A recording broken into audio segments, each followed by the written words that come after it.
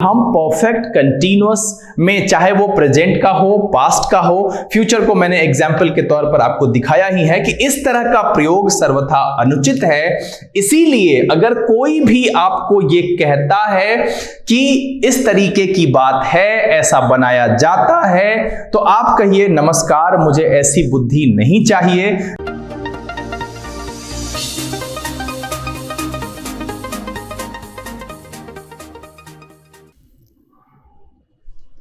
Hello and very warm welcome to all of you. कैसे हैं आप सब? मैं आपका मेंटर और आप देख रहे हैं लर्न इंग्लिश विदाउट रूल्स का रेगुलर सेशन। ये वो सेशन है जहां पर हम ग्रामर की बात करते हैं, उसके किसी टॉपिक के लॉजिकल और कंसेप्चुअल अप्रोच को समझने की कोशिश करते हैं। इस सीरीज में पिछले दिन वॉइस की शुरुआत की गई, जहां पर पहले एपिसोड वॉइस एंड इंट्रोडक्शन, अगर आपने नहीं देखा है मैं यहां पर टैग में ऐड कर दे रहा हूं, आप उसे जरूर देखिए। उसमें मैंने ये बताया कि वॉइस आखिरकार है क्या, और फिर उसके कितने प्रकार हैं, एक्टिव को एक्टिव और पैसिव को पैसिव क्यों कहते हैं, आखिरकार ये नाम देने का ग्रामरियन का क्या कारण है, उनकी क्या सोच थी जो उन्होंने इसे एक्टिव और पैसिव कहा।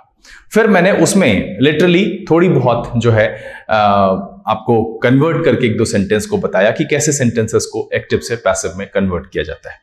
फिर उसकी दूसरी episode I voice method of conversion, मैं उसे भी यहां पर ऐड कर दे रहा हूं। वो मैथड ऑफ कन्वर्जन में मैंने ये बताया कि भाई किस प्रकार से हम वॉइस के सेंटेंस जो एक्टिव में होते हैं उसे हम पैसिव में कन्वर्ट करते हैं। वहां पर मैंने आपको 2 पॉइंट लिखाया, उसको मैंने स्क्रीनशॉट लेने के लिए आपको कहा। वो था डिग्निटी एक्सचेंज और दूसरा था पावर रिप्लेसमेंट। मैं आप सबको फिर से यहां पर कहूंगा कि जरूरी नहीं है कि आप इस नाम को याद रखें। इसलिए ये जरूरी नहीं है क्योंकि जो उसके अंदर की जा रही बातें हैं उसको ध्यान में रखेंगे, जो उसका कंसेप्ट है वो आपके लिए बहुत जरूरी है। जैसे कि मैंने कहा डिग्निटी एक्सचेंज में कि सब्जेक्ट को उठा करके हम सेंटेंस के अंत में, यानी कि ऑब्जेक्ट जहां होता है उस जगह पर रखते हैं। इसका कारण क्या है? क्योंकि अगर सब्जेक्ट जगह खाली नहीं करेगा तो फिर हम ऑब्जेक्ट को शुरू में लाएंगे कैसे, और हमारे ऑब्जेक्ट ओरिएंटेड सेंटेंस का निर्माण हम कैसे कर पाएंगे। इसीलिए सब्जेक्ट को उठा करके हम सेंटेंस के अंत में रखते हैं। वहां पर वो सब्जेक्ट अगर आई है तो मी में चेंज हो जाता है, ही है तो हिम में चेंज हो जाता है, सी है तो हर में चेंज हो जाता है। मतलब है कि जो डिग्निटी ऑब्जेक्ट वाली है वही हम सब्जेक्ट के साथ वहां पर अप्लाई करते हैं। By me, by him, by her, इस तरीके से रखते हैं। इसे कहते हैं बाय प्लस एजेंट। दूसरी बात कि सब्जेक्ट को तो मैंने रिप्लेस कर लिया, ऑब्जेक्ट को उठा करके सब्जेक्ट की जगह पर रखते हैं। और जब हम ऑब्जेक्ट, आप जानते हैं कि वो ऑब्जेक्टिव केस में होता है, यानी कि हम हिम लिखते हैं, मी लिखते हैं, हर लिखते हैं, देम लिखते हैं। जब हम उठा करके उसे सब्जेक्ट की जगह पर लाते हैं तो उसके साथ सब्जेक्ट वाली डिग्निटी ही फॉलो होती है। मतलब देम को अगर उठाकर इधर लाते हैं तो वो दे में कन्वर्ट हो जाता है, हिम को उठा करके शुरुआत में रखते हैं तो वो ही में कन्वर्ट हो जाता है, हर को उठा करके शुरुआत में रखते हैं तो वो सी में कन्वर्ट हो जाता है। तो इसी प्रकार से हम बदलते हैं। ये था पहला डिग्निटी एक्सचेंज।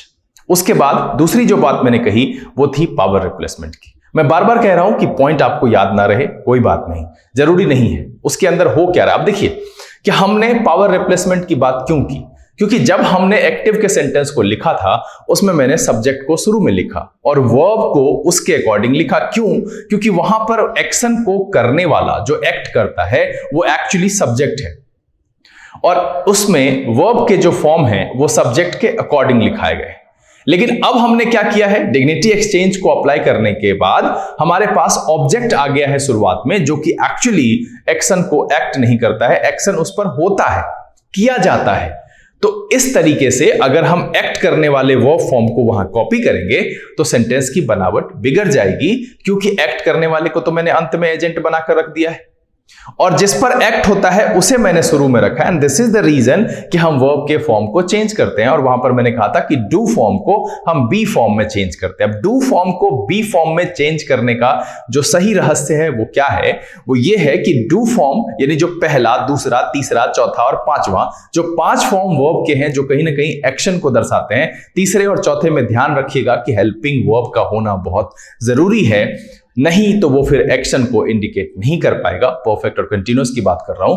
तो उस केस में हम उसे जो भी वर्ब फॉर्म है उसके रिस्पेक्टिव बी फॉर्म्स को वहां पर रख देते हैं। मतलब अगर पहला है तो कुछ एक एक्सेप्शन है कि बी कई जगह पर अकेले प्रयोग नहीं होता है, उसके लिए हम इज आर एम का प्रयोग करते हैं। लेकिन मॉडल अगर वही होगा, उसके साथ अगर हम वर्ब के जो फॉर्म है जो कि वहां पर नाउन की तरह काम करता है तो उसके लिए हम बी रखते हैं।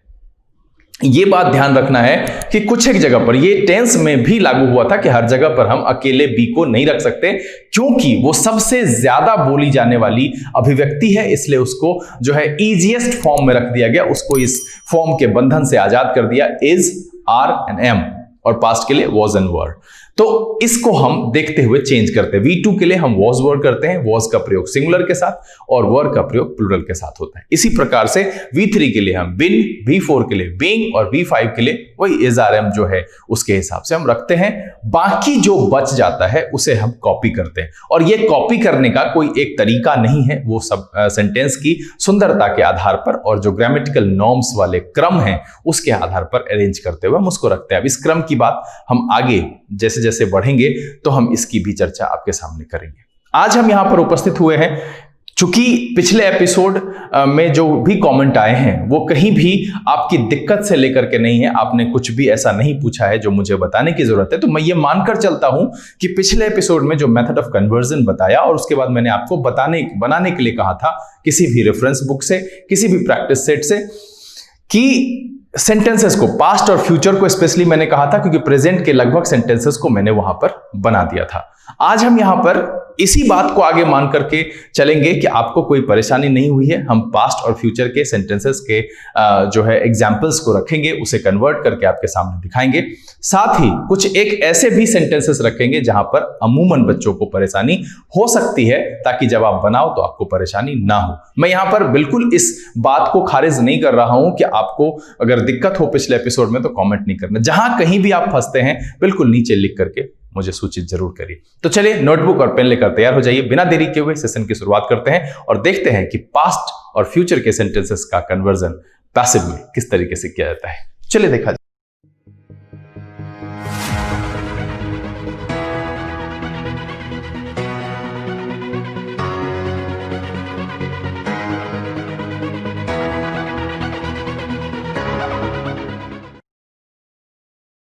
आइए अब हम आज के सेशन की शुरुआत करते हैं और बारी बारी से आगे बढ़ते हैं। थोड़ी सी एक क्विक रिव्यू आपको मैं पिछला आपके सामने रखता हूं। पिछले दिन मैंने आपको बताया था कि जो वर्ब का फॉर्मेट है वो है V1, V2, V3, V4 और V5। मुझे नहीं लगता है कि इसको अब ज्यादा बताने की जरूरत है क्योंकि ये इतनी दफा हो चुका है। V4 का मतलब है V1 प्लस ing और इसके साथ वर्ब टू बी मौजूद होता है। इसके बाद यह है वर्ब 1 प्लस ed और इसके साथ हैव, हैज और हैड मौजूद होता है। यह है वर्ब 1 प्लस ed और नो हेल्पिंग वर्ब।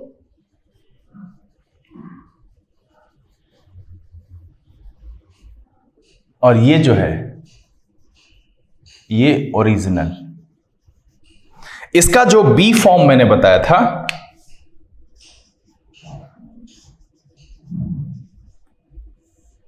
वो क्या था कि इसके लिए हम यूज करते हैं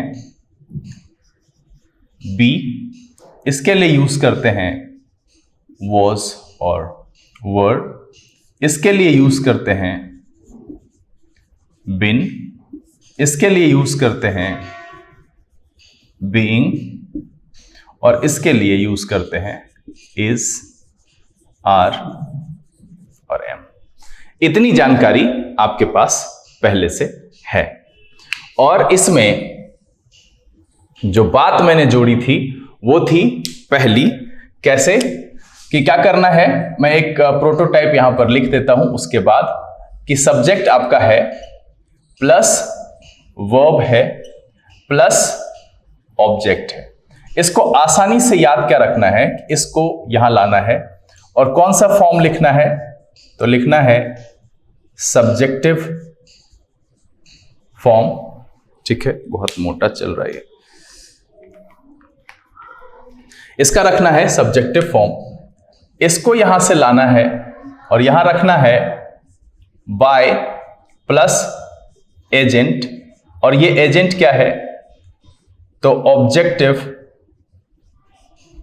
फॉर्म ऑफ सब्जेक्ट। अब क्या करना है कि ये जो मेरा वर्ब है इसको क्या करना है कि बी फॉर्मेट में चेंज कर देना है, प्लस पास्ट पार्टिसिपल में, पास्ट पार्टिसिपल और रख देना है। बाकी जो चीजें होंगी, मतलब इसका जो फॉर्म होगा वही बी का फॉर्म होगा।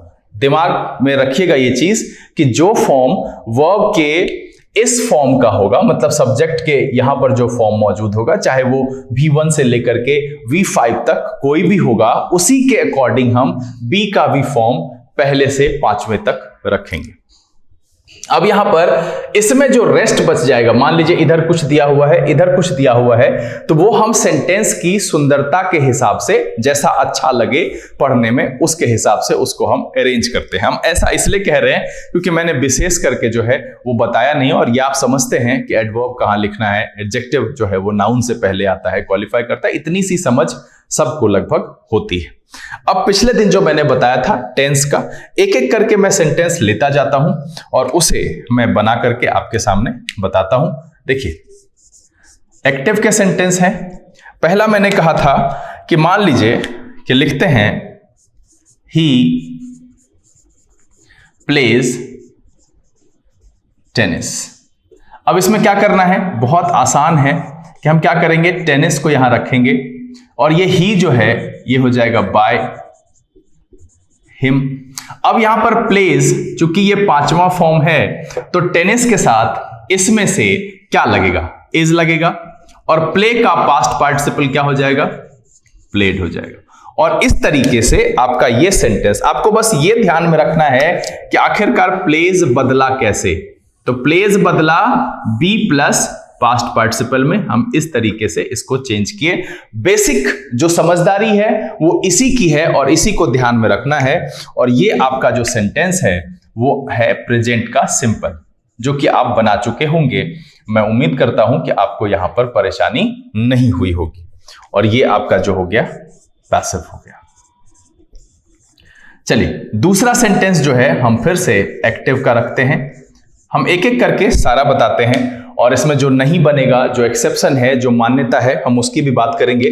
जैसे यहां पर दिया हुआ है कि आई एम टीचिंग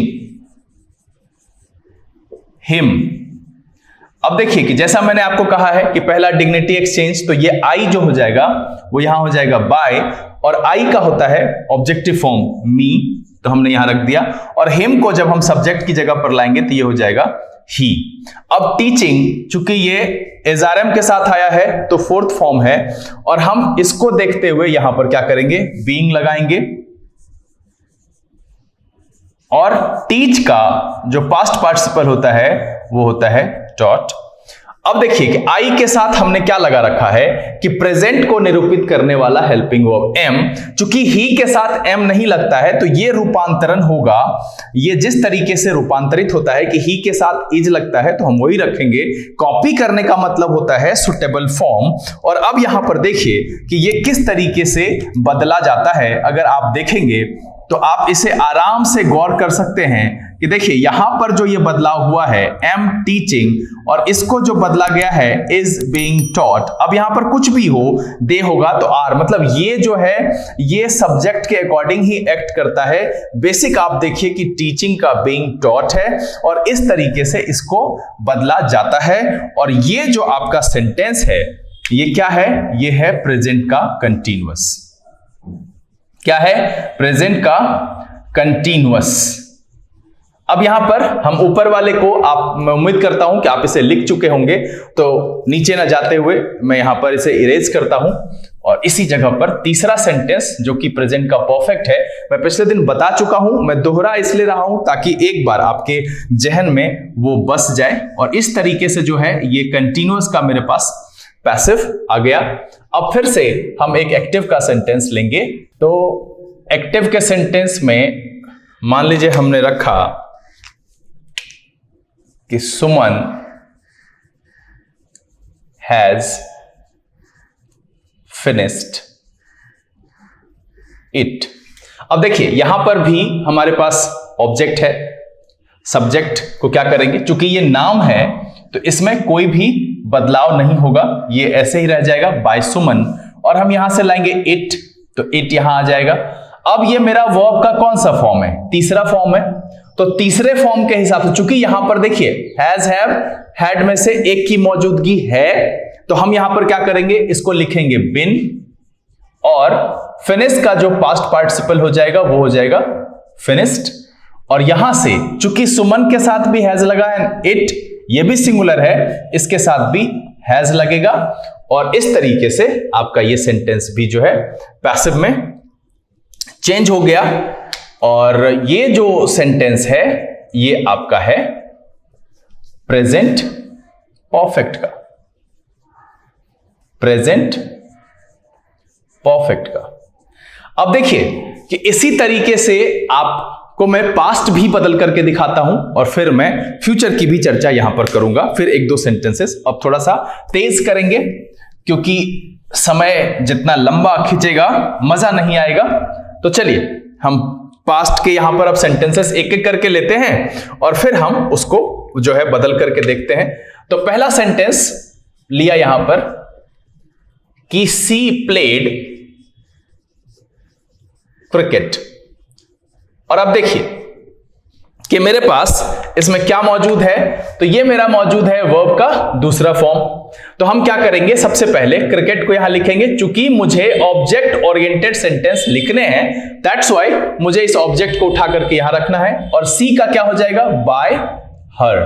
अब यहां पर जो V2 है उसका देखिए कि was और were है, और आपको पता है कि was for singular and were for plural. तो हम क्या करेंगे, यहां से क्रिकेट was, और इसका जो पास्ट पार्टिसिपल हो जाएगा वो हो जाएगा प्लेड, और इस तरीके से आपका ये सेंटेंस भी पैसिव में चेंज हो गया। और इसको आप पहचानते ही हैं, ये आपका है पास्ट सिंपल कहिए, या इसे आप पास्ट इंडेफिनिट कह लो। चलिए दूसरा सेंटेंस देखा जाए। दूसरा सेंटेंस इसी तरीके से फिर एक्टिव का हम लेते हैं, कोई भी ले लो कि he was teaching Rohan, he was teaching Rohan. अब जब हम इसे बदलेंगे तो फिर से वही सारी प्रक्रिया होगी, यहां पर क्या हो जाएगा, बाय हिम, और इधर क्या हो जाएगा, रोहन, और यहां पर ये V4 है तो हम बीइंग का प्रयोग करेंगे, बीइंग, और टीच का हो जाएगा टॉट, और यहां ही के साथ भी वॉज लगा हुआ है, और रोहन मेरा सिंगुलर है इसलिए यहां पर भी वॉज लगेगा, और ये पैसिव आपका चेंज हो गया। और ये क्या है, तो ये है आपका पास्ट कंटीन्यूअस। चलिए एक आखिरी सेंटेंस इसमें देखा जाए एक्टिव का, और वो क्या है कि हम कहेंगे ही हैड डन इट। अब यहां पर जो है इसको देखिए कि अगर आप बदलेंगे तो फिर से वही सारी प्रक्रिया, इट, और इस ही का क्या हो जाएगा, बाय हिम, और यहां जो डन है ये तीसरा फॉर्म है, तो इसलिए हम इसके साथ यूज करेंगे बिन, और फिर हो जाएगा डन, और यहां पर हैड कॉपी हो जाएगा, और ये आपका पैसिव में चेंज हो गया। और ये जो फॉर्मेट है ये आपको पता है कि पास्ट का परफेक्ट है। अब देखिए कि आपके मन में एक सवाल आ रहा होगा कि सर प्रेजेंट में आपने परफेक्ट कंटीन्यूअस छोड़ दिया और पास्ट में भी आप परफेक्ट कंटीन्यूअस को नहीं बता रहे हैं, तो जल्दी से पहले मैं इसको सारा बता देता हूं और फिर उसके बाद हम उसकी भी बात करेंगे। तो चलिए एक सेंटेंस फ्यूचर का एक्टिव अब कह रहा है he will teach me, he will teach me. जब हम इसे बदलेंगे पैसिव में चेंज करेंगे तो देखिए यहां पर क्या होगा कि मी का हो जाएगा आई, ही का हो जाएगा बाय हिम। और मैंने पहले भी आपको यह चीज बताया है कि एजेंट आप लिखिए नहीं लिखिए कोई फर्क नहीं पड़ता है। और टीच का पहला फॉर्म है तो बी, और यहां पर जो है टीच का हो जाएगा टॉट। अब देखिए कि आपके मन में यह सवाल आ रहा होगा कि सर इससे पहले आपने बी यानी कि पहले फॉर्म के लिए एसआरएम का प्रयोग किया, बी का नहीं किया। तो मैंने आपको कहा था कि बी कभी भी अकेले हम इस्तेमाल नहीं करते, उसके लिए एसआरएम का प्रयोग किया जाता है। लेकिन जब कभी भी हम मॉडल के साथ यूज करते हैं, यहां पर चूंकि ये मॉडल है हम इसे कॉपी करेंगे और मॉडल के साथ हम ये यूज कर सकते हैं, और इसीलिए जो है यहां पर हमने बी का यूज किया है। और ये आपका जो सेंटेंस है वो है फ्यूचर सिंपल कह लीजिए इसे, या आप कहिए फ्यूचर इंडेफिनिट। और इस ग्रुप का जो आखिरी सेंटेंस हम ले रहे हैं टेंस में यहां पर कि Sunita will have finished it. अब देखा जाए कि जब हम इसे बदलेंगे तो क्या करेंगे, पैसिव में जब बदलेंगे तो सबसे पहले क्या हो जाएगा, बाय सुनीता। चलिए एजेंट को हमने बाय के साथ लिखा, अब यहां जो इट है वो यहां चला आएगा। अब चूंकि ये तीसरा फॉर्म है तो बिन हो जाएगा, है ना, तीसरे के लिए हम बिन का प्रयोग करते हैं।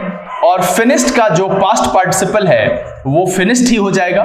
और ये जो विल है वो यहां पर कॉपी, चूंकि हम इसके साथ हैव पहला फॉर्म ही हमेशा यूज करते हैं तो वही हम प्रयोग करेंगे। और अब आप इसे आसानी से समझ सकते हैं कि देखिए will teach, will be taught, will have finished, will have been finished, इस तरीके से हम इसका प्रयोग करके बनाते हैं। और ये जो आपका है ये आपका हो गया फ्यूचर परफेक्ट। अब यहां पर बात है टेंस में कुल मैंने आपको कितने बताए, 3 बताया सिंपल से, जो है प्रेजेंट से, present simple, present continuous, present perfect. Past में भी 3 बताया, past simple, past continuous, past perfect. और फ्यूचर में मैंने बताया 2, फ्यूचर सिंपल और फ्यूचर परफेक्ट। यहां पर मैंने तीनों टेंस में परफेक्ट कंटीन्यूअस की चर्चा आपके सामने नहीं की, साथ ही फ्यूचर के कंटीन्यूअस की भी चर्चा नहीं की। अब देखिए कि बहुत जगह पर बहुत सारे ग्रामेरियन मानदंड से बाहर ऊपर उठकर कहते हैं कि अगर जरूरत पड़े तो बनाया जा सकता है। मैं यहां पर वैसे लोगों के लिए एक ही बात कहूंगा कि लोग तो भाई दाल में भी दूध मिला के खा लेते हैं, तो ऐसा कॉम्बिनेशन नहीं बनाइए जो कुछ भी, आपकी मर्जी है, आप कुछ भी कर लो, किसी भी तरीके से कर लो, तो ग्रामर वैसे नहीं चलता है। अभी हम यहां पर पहले चर्चा करते हैं परफेक्ट कंटीन्यूअस की, जो है वो जो कन्वर्जन होता है वो क्यों नहीं होता है। सबसे पहले देखिए कि परफेक्ट कंटीन्यूअस का जो कन्वर्जन नहीं किया जाता है, एक सेंटेंस हम लेते हैं और उसी के आधार पर आप समझ जाएंगे कि he will have been playing tennis. ये जो है हमने लिया है एक्टिव का सेंटेंस, और ये आपका जो है ये आपका फ्यूचर परफेक्ट कंटीन्यूअस है। देखिए आप इसे आसानी से, मैंने टेंस में बताया है आपको कि ये क्या है, फ्यूचर परफेक्ट कंटीन्यूअस का सेंटेंस है, और इसी के आधार पर आप समझ जाएंगे कि नहीं बनेगा। देखिए बहुत सारे ग्रामरियन ने जो है माइकल स्वान का नाम लिया है और लिखा है कि आप उस ग्रामर में देख सकते हैं। तो मैं आपको इसी वीडियो में इसको बताने के बाद मैं वो स्क्रीनशॉट आपका उसका जो है लगा दे रहा हूं, जिसमें उन्होंने मोटे मोटे तौर पर यह लिखा है कि 8 जो टेबल है 8 टेंस के वॉइस कन्वर्जन का वो लिखा है, और बाद में यह लिखा है कि परफेक्ट कंटीन्यूअस का जो यूज है वो अनयूजुअल है, वो यूज ही नहीं होता है। अब बनने के लिए नियम पर कुछ भी आ जाए तो हम ऐसा नहीं कर सकते ना भाई कि सेब को सब्जी की तरह बना ले खा ले, भाई ये कोई अव्यावहारिक लोग ही करेगा। भाई सेब एक फल है, तो सीधी सी बात समझिए कि करने के लिए हम कुछ भी करें तो नियम को ताक पर नहीं रख सकते। अब देखिए कि इसमें गड़बड़ी क्या होगी। सबसे पहले अगर हम प्लेइंग को तोड़ेंगे तो चूंकि ये 4th फॉर्म है तो हम यहां क्या लिखेंगे, बीइंग प्लेड। अब देखिए कि हम यहां पर लिखेंगे बाय हिम, और यहां से क्या लिखेंगे, तो यहां लिखेंगे टेनिस। अब यहां पर हम जब कॉपी करेंगे तो विल भी कॉपी करेंगे, हैव भी कॉपी करेंगे, और बिन भी कॉपी करेंगे। अब देखिए कि ये स्ट्रक्चर आपको पूरा का पूरा विवादास्पद नहीं लग रहा है। इसमें इस तरह का प्रयोग आपने कहीं देखा है कि वर्ब के एक ही वर्ब के दो फॉर्म एक साथ रखे जाएं, और इसका मीनिंग अगर आप देखेंगे तो वो बड़ा ही अव्यवहारिक हो जाएगा और उस तरह की भाषा का प्रयोग नहीं किया जाता है। और यही एक वजह है कि हम परफेक्ट कंटीन्यूअस में, चाहे वो प्रेजेंट का हो, पास्ट का हो, फ्यूचर को मैंने एग्जाम्पल के तौर पर आपको दिखाया ही है कि इस तरह का प्रयोग सर्वथा अनुचित है। इसीलिए अगर कोई भी आपको ये कहता है कि इस तरीके की बात है, ऐसा बनाया जाता है, तो आप कहिए नमस्कार, मुझे ऐसी बुद्धि नहीं चाहिए। रही बात कि वो जिस काका का नाम लेते हैं माइकल सोन, मैं उनके बुक की जो है आपको स्क्रीनशॉट उपलब्ध करा चुका हूं वीडियो में। आप वहां पर जाकर के उस स्क्रीनशॉट को दिखाइए कि देखिए भाई, आप जो कहते हैं कि माइकल सोन ने कहा है कि ऐसा होता है, उन्होंने नहीं कहा। उन्होंने कहा कि भाई ये अनयूजुअल है, और उन्होंने अपने टेबल में सिर्फ टेंस की 8 कैटेगरीज, प्रेजेंट के तीनों, इंडेफिनिट, कंटीन्यूअस, परफेक्ट, पास्ट के तीनों जो है इंडेफिनिट, कंटीन्यूअस, परफेक्ट, और फ्यूचर का इंडेफिनिट और कंटीन्यूअस को दिया है। अब देखिए कि हम यहां पर एक और चर्चा कर लें फ्यूचर कंटीन्यूअस की, उसके साथ क्या पंगा है। तो देखिए, हम जब फ्यूचर कंटीन्यूअस के एक्टिव सेंटेंस को लेते हैं तो देखिए उसमें क्या होगा। उसमें भी यही घटना सेम होती है कि he will be playing cricket. अब देखिए कि जब हम इसको पैसिव में चेंज करेंगे तो हम यहां लिखेंगे क्रिकेट, और इसको क्या लिखेंगे, बाय हिम। यहां तक तो ठीक है, डिग्निटी एक्सचेंज हम अप्लाई कर सकते हैं। अब फिर प्लेइंग के लिए हम बीइंग का यूज करेंगे, तो हम यहां पर क्या लिखेंगे, बीइंग, और प्लेइंग का जो पास्ट पार्टिसिपल हो जाएगा वो क्या हो जाएगा, प्लेड। अब हम इसको कॉपी करेंगे, विल और बी। अब देखिए कि क्या आपने कहीं पर भी इस तरह की जो है प्रयोग को देखा है, बी और बीइंग एक साथ में प्रयोग करना, क्या ये उचित है, क्या ये अनुचित नहीं है, क्या ये ग्रामेटिकल नॉर्म्स को फॉलो करता है। तो जो कोई भी आपको ये पढ़ाया है कि ऐसा होता है, उनसे क्षमा मांग लीजिए। उनके साथ मैं ये नहीं कह रहा हूं कि दुर्व्यवहार या अनुशासनहीनता का प्रदर्शन करें, बिल्कुल नहीं, क्योंकि ये जरूरी नहीं है, वो अवेयर नहीं है इस बात से। तो मैं यहां पर बिल्कुल इस बात को कहीं से भी जस्टिफाई नहीं करूंगा कि नहीं उन्हें नहीं आता है, नहीं, ऐसा कुछ नहीं है। सिंपल सी बात समझिए कि हो सकता है कि उनको कंफ्यूजन हो या माइकल स्वान तक उनकी पहुंच नहीं हो, क्योंकि बहुत सारे छोटे ऐसे राइटर हैं जिन्होंने माइकल स्वान की चर्चा की है, और उस चर्चा की वजह से बहुत सारे शिक्षक उसको पढ़ा भी देते हैं। तो ध्यान क्या रखना है कि हमारे पास 12 में से सिर्फ 8 टेंस हैं जिसे मुझे बताना है। चलिए यहां पर कुछ और सेंटेंसेस हैं जिसको हम आपको बताएंगे, ताकि उस तरह के सेंटेंसेस में आपको परेशानी ना हो। यहां पर जो हम पहला सेंटेंस ले रहे हैं वो सेंटेंस है someone has stolen my pen. अब देखिए, ये बहुत सारे बच्चों के मन में ये सवाल होता है कि समवन जो सब्जेक्ट में होता है उसे हम क्या करें। तो देखिए, सबसे बड़ी बात है कि मैंने आपको पहले ही ये बात क्लियर की है कि एजेंट को आप लिखो या ना लिखो उससे कोई फर्क नहीं पड़ता है। पैसिव में मेरा मेन मुद्दा है कि सेंटेंस में जो एक्टिव के सेंटेंस में ऑब्जेक्ट दिया गया है उसको शुरुआत में रखकर उसको इंपॉर्टेंस देते हुए हम सेंटेंस लिख पाए। तो यहां पर सीधा सीधा जब हम इसे चेंज करेंगे, माय पेन स्टोलन है, तो यहां पर हो जाएगा बिन, और इसका पास्ट पार्टिसिपल भी वही हो जाएगा, और यहां से हैज कॉपी हो जाएगा, my pen has been stolen, और यही इसका जो है पैसिव आपका जो दिया हुआ सेंटेंस है उसका बन जाएगा। वैसे भी मैंने आपको पहले भी मना किया है कि आपको एजेंट लिखने की जरूरत नहीं है। कुछ कुछ जगहों पर एजेंट लिखना चाहिए। देखिए, जहां पर पर्सनलाइज नहीं हो, कुछ इंफॉर्मेशन नहीं देनी हो, तो पैसिव में सीधी सी बात है कि उसको वरीयता नहीं दी जाती है और हम उस आधार पर सेंटेंस नहीं लिखते हैं। तो इसलिए आप इसे यहां पर बाय समवन लिखना, ये समबडी लिखना, एनीबडी लिखना, ये सारी चीजें हम वहां पर नहीं करेंगे।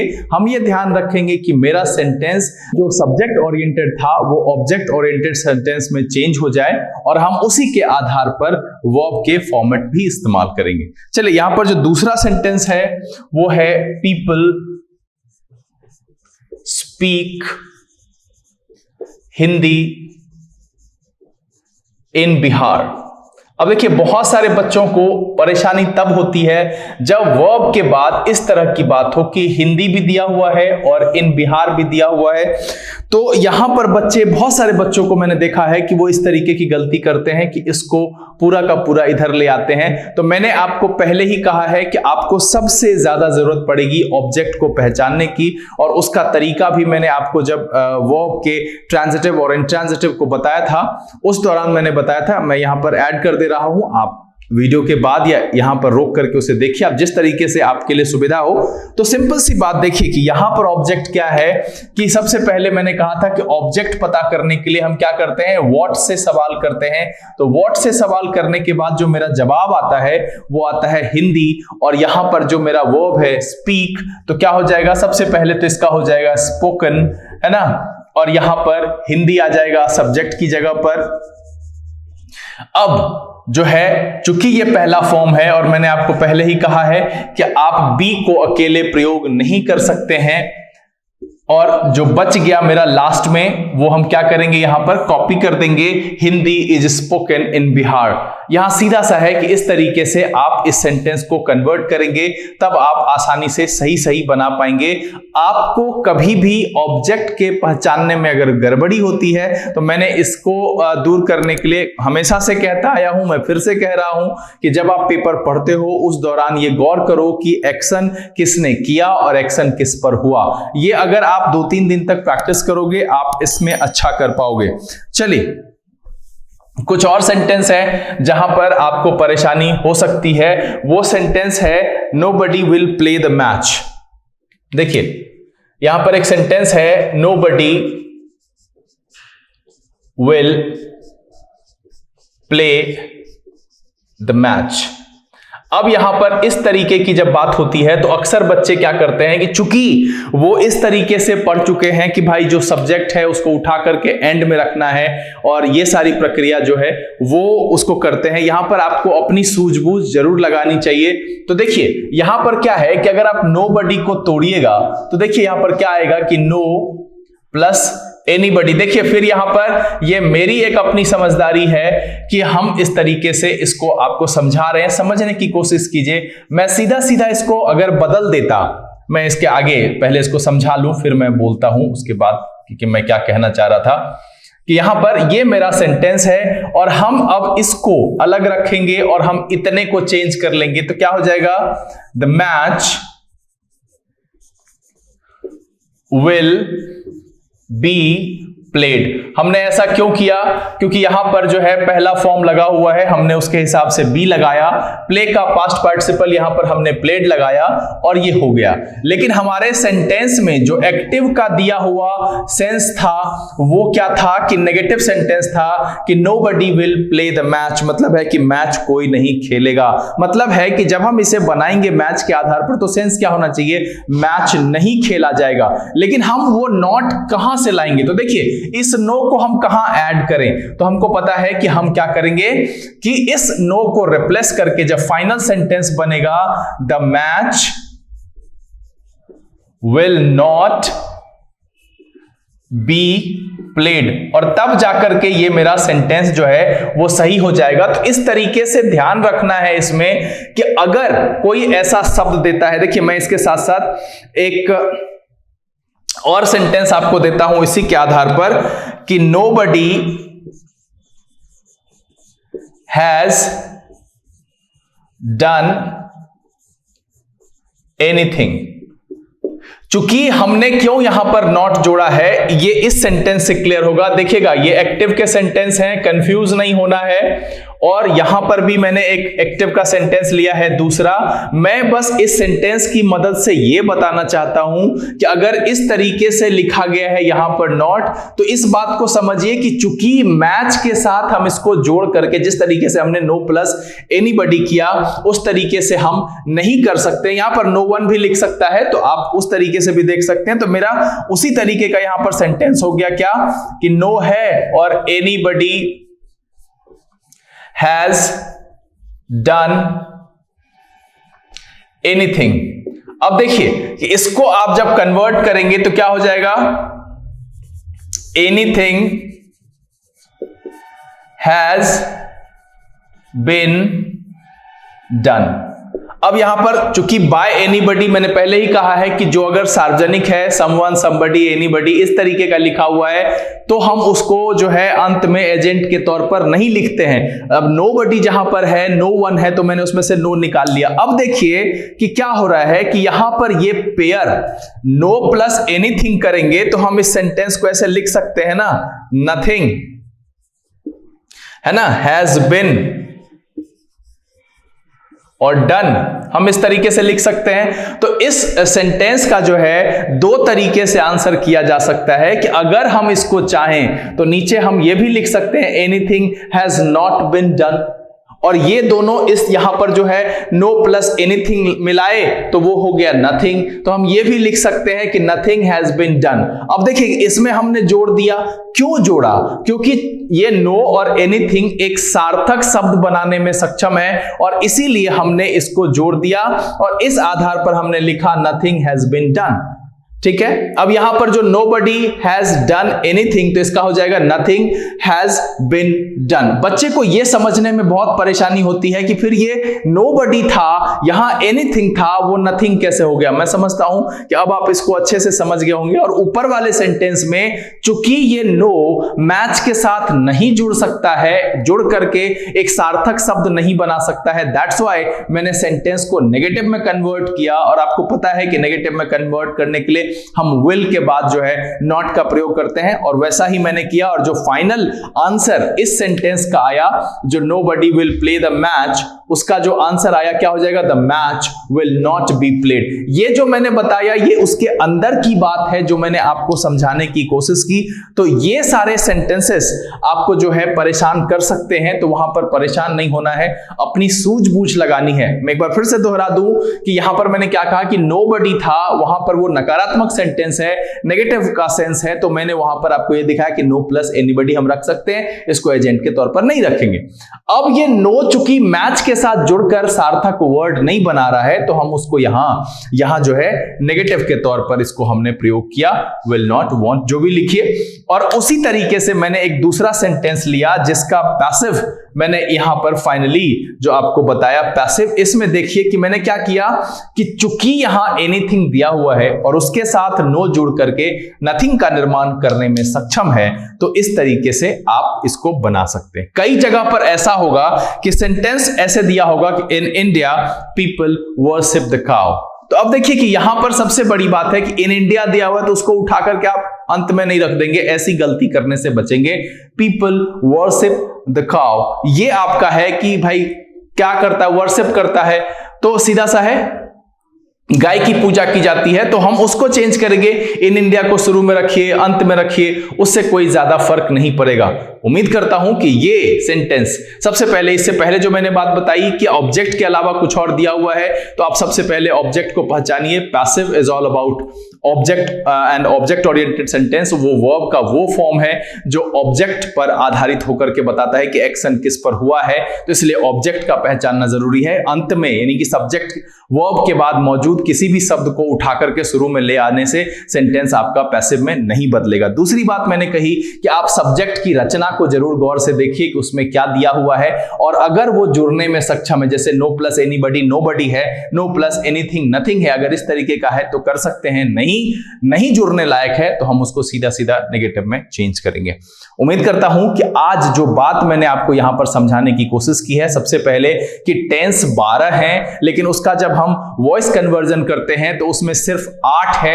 ये ध्यान रखिएगा, सिर्फ 8 है। कोई भी आपको कहता है 12 का कन्वर्जन होता है, बिल्कुल नहीं होता है। मैंने ये भी समझाया है कि हम जो परफेक्ट कंटीन्यूअस है, चाहे वो प्रेजेंट का हो, पास्ट का हो, फ्यूचर का हो, हम क्यों उसका कन्वर्जन नहीं करते, what is the reason behind it. और किसी ने अगर ये आपको रेफरेंस किया या फिर ये बताने की कोशिश की कि माइकल सॉन में ऐसा है, तो वो भी मैं आपको उपलब्ध करा चुका हूं, स्क्रीन शॉट आपको मैं वो दे चुका हूं, जो है कि उन्होंने लिख रखा है टेबल में 8 टेंस को, और बाद में ये लिख रखा है कि भाई ये यूज पूरी तरह से अनयूजुअल है, अव्यावहारिक है।